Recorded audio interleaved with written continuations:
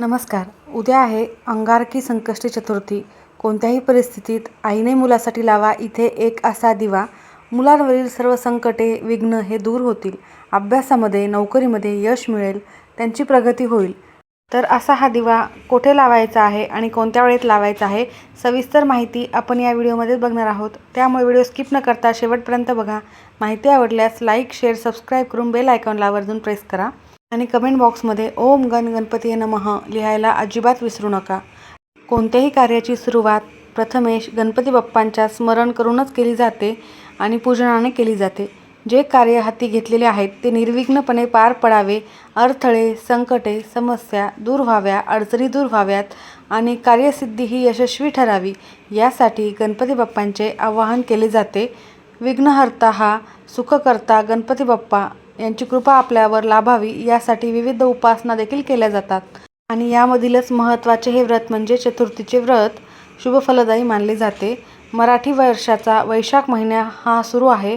तर वैशाख महिन्यातील संकष्टी चतुर्थीला अंगारक योग हा जुळून आलेला आहे. तर प्रत्येक महिन्याच्या वद्य चतुर्थीला उपवास करून गणेशाची आराधना करण्याची परंपरा आदिकालापासून चालू आहे. परंतु प्रत्येक संकष्टीला गणेश भक्त आपापल्या परीने पद्धतीने गणपतीला भजत पूजत असतात. संकष्टी चतुर्थीचे व्रत हे फार प्राचीन आहे आणि उद्याचा हा दिवस साधासुद्धा नाही आहे.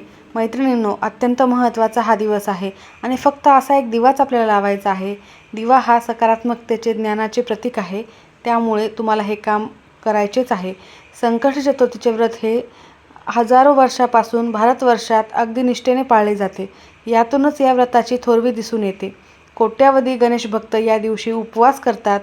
गणेश व्रतांमध्ये संकष्टी चतुर्थीचे व्रत हे सर्वोच्च मानले जाते, सर्वश्रेष्ठ मानले जाते आणि ज्या दिवशी अंगारकी योग जुळून येतो त्या दिवशी विशेष पुण्यफळ प्राप्त होणारे हे व्रत ठरत असते. हे व्रत आचरल्यामुळे विघ्नहर्ता बाप्पा लवकरच शुभफळ देतात अशी मान्यता आहे. अंगारक योग हा वारंवार जुळून येत नाही. चतुर्थीला अंगारक योग हा जुळून येतो.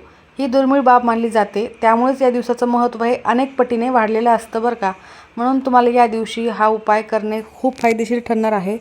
तर उद्या 5 मे रोजी संकष्टी चतुर्थी अंगारक योग हा या दिवशी पहाटे 5:24 सुरू होणार असून ही चतुर्थी म्हणजे संकष्टी चतुर्थी ही 6 मे रोजी सकाळी 7:51 असणार आहे. याचाच अर्थ अंगारकी संकष्टी चतुर्थी अहोरात्र असणार आहे. या दिवशी दुपारी 3 वाजेपासून ते सायंकाळी 4:30 वाजेपर्यंत राहू काळ असणार आहे. मंगळवारी चतुर्थी आली की अंगारक योग हा जुळून येतो. तर अंगारक म्हणजे मंगळ ग्रह जो निखाऱ्यासारखा लाल भडक दिसतो. त्याने भारद्वाज ऋषीकडून गणेश मंत्र घेतला आणि गणरायाची उपासना केली. त्याच्या उपासनेवर प्रसन्न होऊन बाप्पाने त्याला आशीर्वाद दिला की माझ्या या जन्माची तिथी चतुर्थी जी आहे, मंगळवारी येणारी चतुर्थी ही तुझ्या नावाने अर्थातच अंगारकी चतुर्थी म्हणून ओळखली जाणार आहे. अमंगळ समजल्या जाणाऱ्या मंगळ ग्रहाला ज्या वरदविनायकाने पावन केले त्या विनायकाने आपलाही उद्धार करावा या हेतूने आपल्याला हा एक उपाय करायचा आहे. अनेक आई आपल्या मुलाच्या कल्याणासाठी धडपडत असते. प्रत्येक आईला असे वाटते की माझ्या मुलाने, माझ्या मुलीने प्रत्येक क्षेत्रामध्ये प्रगती करावी. तिच्यावर कोणतेही संकटे, विघ्न हे येऊ नयेत, कोणत्याही अडचणी येऊ नयेत. यासाठी वाटेल ते उपाय, सेवा, साधना करण्याची प्रत्येक आईची तयारी असते आणि म्हणूनच उद्या आईने मुलांसाठी असा दिवा लावायचाच आहे. काही त्यासोबत सेवा देखील करायच्या आहेत. फक्त दिवा लावून सोडून द्यायचं असं नाही आहे, तर सेवा देखील करायची आहे. तर उद्या हा दिवा कोणत्या वेळेत लावायचा आहे, तर तुम्ही सकाळी लवकरात लवकर लावू शकता किंवा संध्याकाळी लावू शकता. सकाळी तुम्ही ब्रह्ममुहूर्तापासून लवकरात लवकर केले तरी चालेल किंवा मग दिवसभरात कधीही हा दिवा तुम्ही लावू शकता, जेव्हा तुम्हाला वेळ मिळेल त्या वेळेत. तर हा उपाय करण्यासाठी तुम्हाला उद्या संकष्टी चतुर्थीच्या दिवशी सकाळी लवकर उठायचे आहे, स्नान करायचे आहे. दिवसभर तुम्हाला शक्य झालेच तर उपवास आवर्जून करायचा आहे. गणपती बाप्पांची षोडशोपचार पूजा करायची आहे. शुद्ध पाण्याने, पंचामृताने गणपती बाप्पांना अभिषेक करायचा आहे. त्यांची मूर्ती तुमच्याकडे असेल तर आवर्जून अभिषेक करा आणि जर मूर्ती नसेल तर फोटो स्वच्छ पुसून देखील व्यवस्थितपणे विधिवत पूजा करायची आहे. पण गणपती बाप्पांची मूर्ती ही प्रत्येकाच्या देवघरामध्ये असतेच. यासोबतच अभिषेक करते वेळेस गणपती अथर्वशीर्षाचे पठण करायचे आहे. अथर्वशीर्ष पाठ असल्यास 21 आवर्तन करावे, अन्यथा ओम गण गणपते नमः या मंत्राचा 108 वेळेला जप करावा. यानंतर फुले अर्पण करायची आहे, जास्वंदाचे फूल, दुर्वा अर्पण करायचे आहे, धूप दीप नैवेद्य अर्पण करायचे आहे. गणपती बाप्पांना गूळ खोबऱ्याचा नैवेद्य सकाळी तुम्हाला अर्पण करायचा आहे. संध्याकाळी तुम्हाला मोदकाचा नैवेद्य गणपती बाप्पांना दाखवायचा आहे.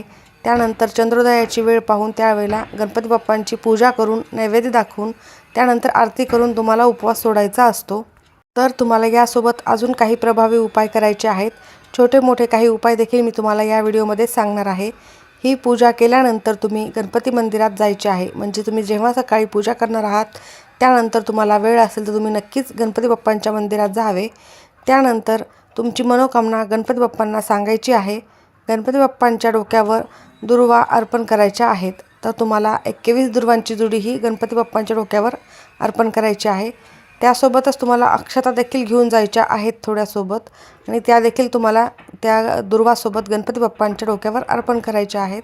तुमची जी काही मनोकामना आहे ती लवकरात लवकर पूर्ण व्हावी यासाठी गणपती बाप्पांना प्रार्थना करायची आहे. तुम्ही जास्वंदाचे फूल देखील अर्पण करू शकता किंवा जास्वंदाच्या फुलांचा हार देखील अर्पण करू शकता. त्यासोबतच तुमच्या वैवाहिक जीवनामध्ये काही समस्या असतील, जसे नवरा बायकोचे नेहमी भांडणे होत असतील, वादविवाद होत असतील, घरामध्ये कोणीही कोणाचे ऐकत नसेल, क्षुल्लक कारणावरून भांडण किंवा मग तुमच्या दोघांचे नातेसंबंध खराब होत असतील तर तुम्हाला अजून एक अत्यंत प्रभावशाली आणि साधा उपाय करायचा आहे.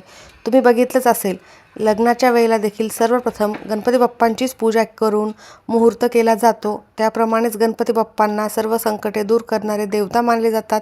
म्हणूनच कोणत्याही विधीत कोणत्याही शुभ कार्यामध्ये गणपती बाप्पांची पूजा ही केली जाते. आणि ही अंगारकी चतुर्थी ही देखील खूप महत्त्वाची तिथी आहे. कारण या दिवशी तुम्ही जे काही उपाय करता ते तुम्हाला निश्चितच फलप्राप्ती करून देणारे असतात. तर तुमच्या वैवाहिक जीवनामध्ये सुखसमृद्धी नांदण्यासाठी हा एक उपाय करा. पांढऱ्या रंगाचे तांदूळ घ्यायचे आहेत, अखंड तांदूळ घ्यायचे आहेत, कुठेही तुटलेले तांदूळ नसावेत. त्याला थोडीशी हळद लावायची आहे. म्हणजे तुम्ही हळदीची पेस्ट करून त्यामध्ये ते तांदूळ भिजवून घेऊ शकता किंवा त्यावर थोडी हळद लावली तरी चालेल. व त्या अक्षता तुम्ही तुमची मनोकामना बोलून गणपती बाप्पांच्या डोक्यावर अर्पण करायचे आहेत. तर तुम्ही हा उपाय मंदिरात जाऊन देखील करू शकता किंवा घरी देखील करू शकता. त्यासाठी तुम्हाला 21 तांदूळ घ्यायचे आहेत आणि त्याला तुम्हाला पिवळे करून घ्यायचे आहेत. त्यासोबतच तुम्हाला ओम गण गणपती नमः या मंत्राचा देखील जप करायचा आहे. त्या अक्षता गणपती बाप्पांच्या डोक्यावर वाहून तुमची जी काही इच्छा आहे ती बोलायची आहे. तुमचे वैवाहिक जीवन सुखसमृद्धी आनंदाने भरावे यासाठी मनोभावे प्रार्थना करायची आहे. हा उपाय केल्याने विवाह पूर्ण होतो. वैवाहिक आयुष्यातील सर्व समस्या देखील दूर होतात. ज्या मुलामुलींचे लग्न जमत नाही आहे त्यांनी देखील हा उपाय केल्यास त्यांचे विवाह योग जुळून येईल.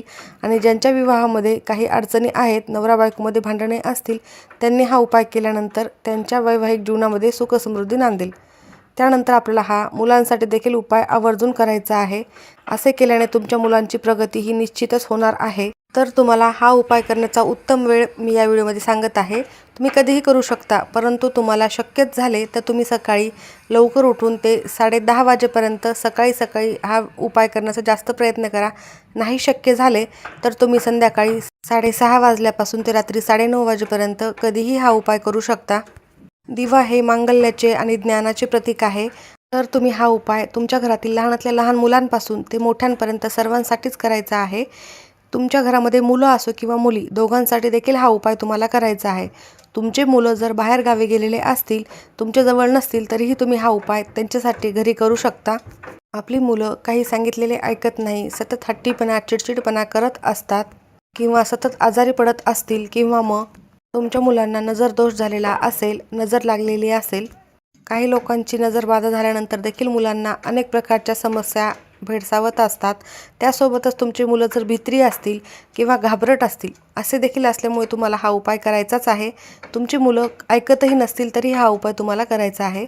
किंवा तुमची मुले मोठी आहेत, त्यांच्या जर अभ्यास लक्षात राहत नसेल, परीक्षेला जातात, परीक्षेला जाऊपर्यंत अभ्यास पूर्ण केलेला असतो, परंतु तिथे गेल्यास त्यांना काहीच येत नाही, असं जर काही समस्या असतील तर या सर्व समस्या या दूर होतील.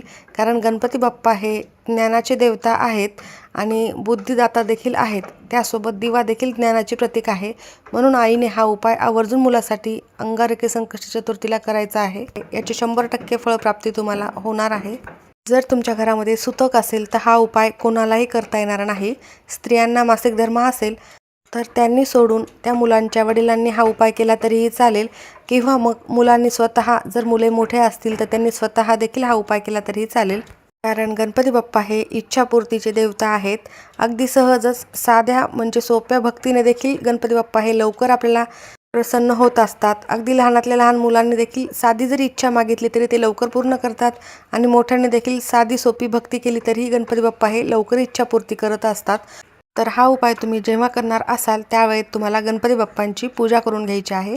गणपती बाप्पांची विधिवत पूजा करून त्यांना दुर्वा फुले अर्पण केल्यानंतरच तुम्हाला हा उपाय करायचा आहे.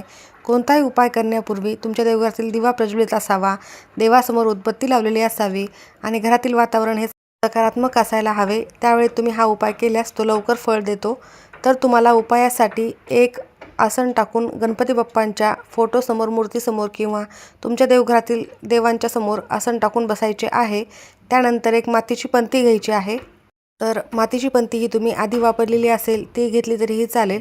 त्यानंतर त्यामध्ये तुम्हाला मोहरीचे तेल टाकायचे आहे. मोहरीचेच तेल घ्या. ते जर तेल नसेलच तर मग तुम्ही पूजेमध्ये जे तेल वापरता ते घेऊ शकता, परंतु मोहरीचे तेल घेण्याचाच जास्त प्रयत्न करा. त्यानंतर तुम्हाला त्या दिव्यामध्ये दुहेरी कापसाची वात लावायची आहे. त्या वातीला थोडेसे हळद कुंकू लावून लाल पिवळ्या रंगाची बनवायची आहे. त्यानंतर तुम्हाला एक प्लेट घ्यायची आहे, एक वाटी घ्यायची आहे. वाटीमध्ये थोडेसे हळद कुंकू आणि थोडेसे तूप मिक्स करायचे आहे, आणि त्या वाटीतल्या गंधाने त्या प्लेटमध्ये एक स्वस्तिक काढायचे आहे.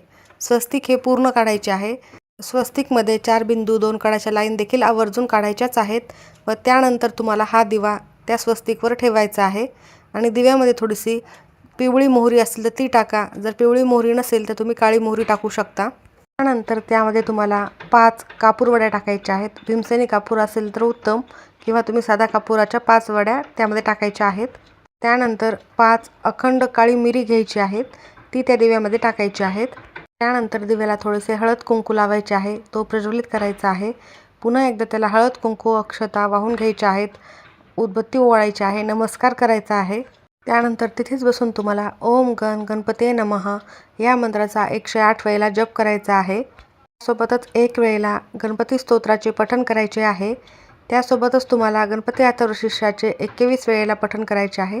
21 वेळे शक्य नसेल तर तुम्ही 11 वेळेस करू शकता. 11 वेळेस शक्य नसेल तर तुम्ही 1 वेळेस केले तरीही चालेल. त्यानंतर 21 वेळेला ओम श्रीम विघ्नहर्ताय नमः या मंत्राचा जप करायचा आहे. त्यानंतर तुम्हाला तुमच्या ज्या काही मनोकामना आहेत तिथे बोलायची आहे. तुमच्या मुलाच्या प्रगतीसाठी प्रार्थना करायची आहे. त्याच्या आयुष्यातील सर्व संकटे, विघ्न दूर होण्यासाठी, दीर्घायुष्य प्राप्त होण्यासाठी तुम्हाला मनोभावे प्रार्थना करायची आहे. त्यानंतर तुम्हाला असा हा दिवा अंगारकी चतुर्थीच्या दिवशीपासून ते 21 दिवस नेहमी लावायचा आहे. 21 दिवस तुम्ही सकाळी हा उपाय केला तरीही चालेल, किंवा संध्याकाळी केला तरीही चालेल. ज्या वेळेला शक्य होईल त्यावेळेला तुम्हाला असा हा दिवा आवर्जून लावायचाच आहे. फक्त तुम्हाला दिवा लावत असताना दिव्यामधील ज्या वाती आहेत त्या दररोज बदलायच्या आहेत. त्यातील काळे मिरे देखील बदलायचे आहेत. त्यानंतर तुम्हाला जे तुम्ही काळे मिरे आणि वाती आहेत त्या तुम्हाला एखाद्या डब्बीमध्ये साठवून ठेवायच्या आहेत. 21 दिवस पूर्ण झाल्यानंतर 22व्या दिवशी तुम्ही या वाती आणि ते मिरे जे आहेत ते कापुरासोबत प्रज्वलित करू शकता, किंवा तुम्ही निर्माल्यामध्ये टाकले तरीही चालेल. जर तुमच्या घरामध्ये 2 मुले असतील तर अशा प्रकारे तुम्हाला 2 दिवे लावायचे आहेत.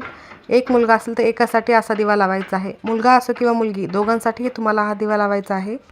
जर तुमची मुलं बाहेरगावी शिकायला असतील, आई किंवा वडिलांनी हा उपाय घरीच केला तरीही चालेल. की हा उपाय करा, अतिशय प्रभावशाली आहे. आणि तुमच्या मुलांच्या इच्छा, तुमच्या इच्छा पूर्ण झाल्या तर तुम्ही 21व्या दिवशी नक्कीच तुम्हाला पूर्ण होणार आहेत.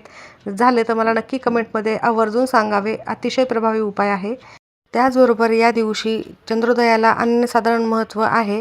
संकष्टी चतुर्थीला चंद्राचे दर्शन घेण्याचे महत्त्व अत्याधिक असल्यामुळे संकष्टीचा उपवास हा चंद्रदर्शन घेऊनच सोडला जातो, तरच तो उपवास संपूर्ण मानला जातो. त्यामुळे संकष्टी चतुर्थीच्या रात्री चंद्र दिसल्यास त्याला अर्घ्य देऊन पूजा केली जाते. मग बाप्पांची आरती नैवेद्य करत असतात, आणि त्यानंतर उपवास सोडला जातो. तर चंद्रोदयाची वेळ ही रात्री 10:18 असणार आहे. तुमच्या एरियानुसार थोडेफार मिनिटे कमी जास्त होऊ शकता. या प्रकारे तुम्ही नक्की चंद्रोदय पाहून उपवास सोडा आणि हा उपाय नक्की करा. माहिती आवडली असेल तर लाईक करा. सर्वांचे खूप खूप धन्यवाद.